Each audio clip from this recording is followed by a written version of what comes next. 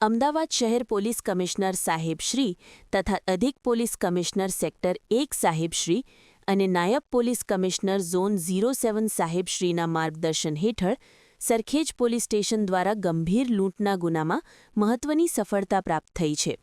Sarkhej police station ગુના number 111984250109 મુજબ તારીખ 14 ડિસેમ્બર 2025ના રોજ રાત્રિ સમયે ફરિયાદી પોતાના ઘરે ઊંઘમાં હતા ત્યારે 4 અજાણ્યા ઈસમો છરી સાથે ઘરમાં ઘૂસી આવ્યા હતા.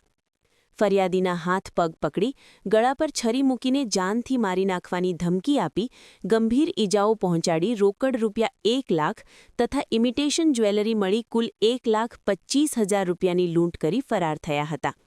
આ ગંભીર ગુનાની તપાસ દરમિયાન સરખેજ પોલીસ સ્ટેશનના પોલીસ ઇન્સ્પેક્ટર શ્રી S.A. ગોહિલના સીધા માર્ગદર્શન હેઠળ સર્વેલન્સ સ્ક્વોડ દ્વારા સીસીટીવી ફૂટેજ, ટેકનિકલ સર્વેલન્સ અને હ્યુમન ઇન્ટેલિજન્સના આધારે તપાસ હાથ ધરવામાં આવી હતી.